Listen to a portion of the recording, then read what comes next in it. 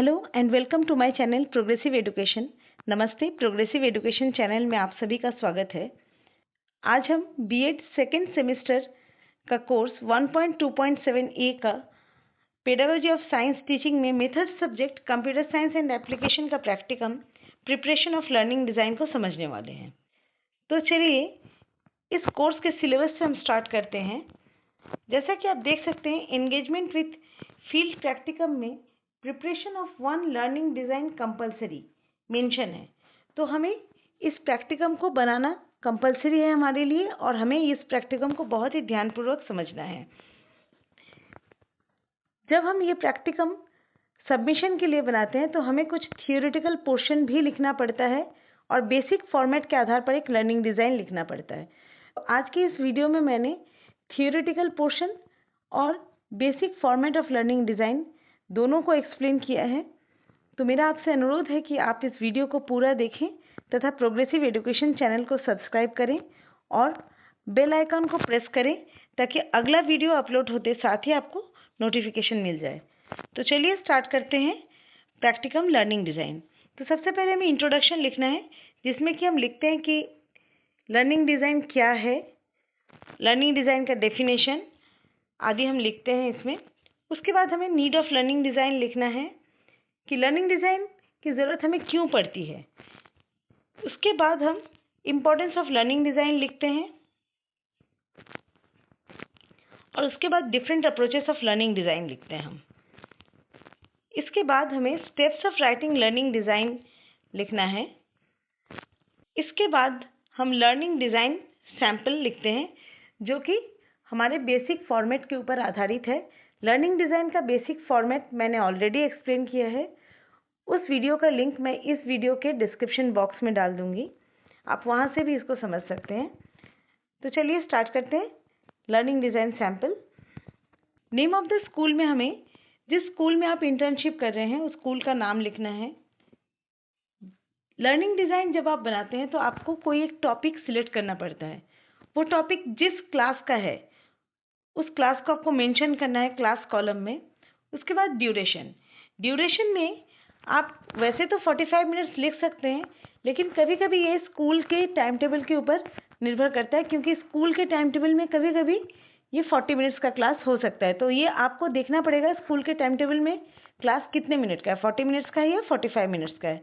तो उस हिसाब से आपको ड्यूरेशन लिखना है। उसके बाद डेट, जिस दिन आप इस लर्निंग डिज़ाइन को क्लासरूम में पढ़ाएंगे उस दिन का डेट लिखना है।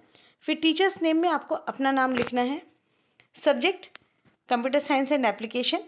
यूनिट नेटवर्क कनेक्टिंग डिवाइसेस, ये हमारा यूनिट है। और देखिए सब यूनिट में मैंने सारे सब यूनिट्स को मेंशन किया है, जो कि हमें अपने सिलेबस को स्टडी करने से उपलब्ध हो जाएगा। Switch, router, gateway, hub, repeater, bridge, मैंने सारे सब यूनिट्स को यहाँ मेंशन किया है। उसके बाद आप देख सकते हैं टुडेज लेसन है, जिसमें मैंने सिर्फ 3 सब यूनिट्स को मेंशन किया, क्योंकि एक दिन के क्लास में हम इतना ही पढ़ा सकते हैं, इससे ज़्यादा हम नहीं पढ़ा सकते। हम जितना आज पढ़ाएंगे उतने ही को हम यहाँ मेंशन करते हैं। उसके बाद हमें लर्निंग गोल्स लिखना है, जो कि रिवाइज ब्लूम्स टेक्सोनॉमी पर आधारित होता है। जब आप लर्निंग गोल्स लिख रहे हैं तो आपको ध्यान रखना है कि आपको कोऑग्निटिव प्रोसेस डायमेंशन और नॉलेज डायमेंशन दोनों को मेंशन करना है।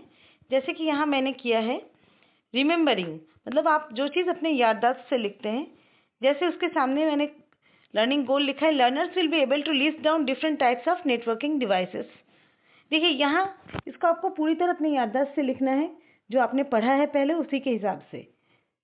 इसमें आप नया कुछ नहीं बना रहे हैं, तो ये फैक्चुअल नॉलेज है। उसके बाद आप देख सकते हैं कि अंडरस्टैंडिंग मतलब समझदारी। तो यहाँ पे देखिए learners will be able to compare and contrast between network devices like hub, bridge, repeater. Conceptual, आप कंपेरिजन कर रहे हैं तो ये कंसेप्ट है, तो दैट इज कंसेप्चुअल। उसके बाद आप देखिए अगला मैंने लर्निंग गोल लिखा है, learners will be able to demonstrate and explain network device like hub, bridge and repeater.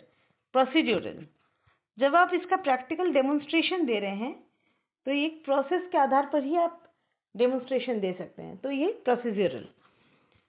वैसे ही अप्लाइंग मतलब अपने नॉलेज का application. Learners will be able to choose appropriate network device to be used for creating a network. ये metacognitive क्यों है? क्योंकि यहाँ पे आपको चूज करके कुछ नया क्रिएट कर रहे हैं। आप एक नए नेटवर्क को क्रिएट करने के लिए आप कुछ डिवाइसेस को चूज कर रहे हैं, तो ये क्या हो गया? मेटाकॉग्निटिव। वैसे ही एनालाइजिंग, इवेल्युएटिंग और क्रिएटिंग, इन सभी का आपको लर्निंग गोल्स लिखना है। उसके बाद एनालाइज लर्नर्स एंड कॉन्टेक्स्ट, जहां आप अपने लर्नर्स का प्रीवियस नॉलेज चेक करते हैं और इसके लिए आप कुछ छोटे छोटे क्वेश्चंस पूछते हैं। उसके बाद develop and select learning materials, जिसमें कि आप जितने भी टीएलएम्स यूज कर रहे हैं सारे टीएलएम्स को आप मेंशन करते हैं। पहले हम बुक मेंशन करते हैं, जैसे बुक, उस बुक का ऑथर, पब्लिशर, उसके बाद मॉडल, चार्ट, आईसीटी इक्विपमेंट्स, जैसा मैंने यहाँ किया है यूज।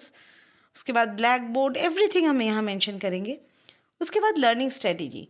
लर्निंग स्ट्रेटेजी जब आप लिख रहे हैं तब आपको ध्यान रखना है कि लर्निंग एरियाज में आप क्या लिख रहे हैं और रिलेटेड स्ट्रेटेजीज में आप क्या लिख रहे हैं।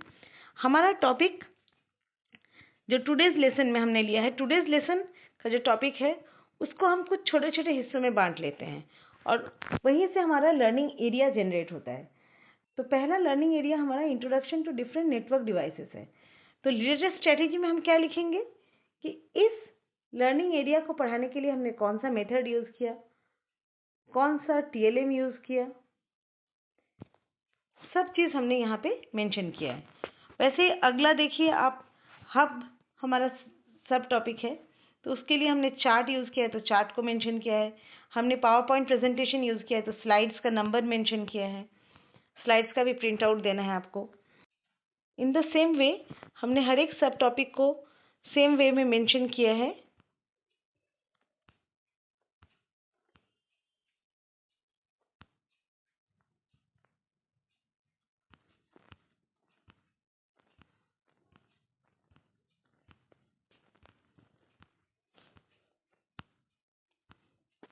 उसके बाद हमें डिज़ाइन फॉर इवैल्यूएशन लिखना है,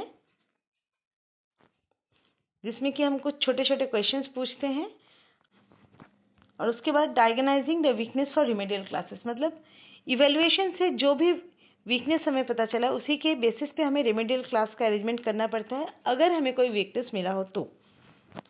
उसके बाद हमें इस प्रैक्टिकम का कंक्लूजन लिखना है। लर्निंग डिज़ाइन प्रैक्टिकम हमारा यहीं पे ख़त्म होता है। अगर आपको ये वीडियो अच्छा लगा है तो प्रोग्रेसिव एजुकेशन चैनल को सब्सक्राइब करें और बेल आइकन को प्रेस करें ताकि अगला वीडियो अपलोड होते साथ ही आपको नोटिफिकेशन मिल जाए। और अगर आपको किसी दूसरे टॉपिक पे लेक्चर सुनना है तो कमेंट में मेंशन करें, हम ज़रूर उस टॉपिक पे भी वीडियो सीरीज़ बनाएंगे। थैंक यू, धन्यवाद।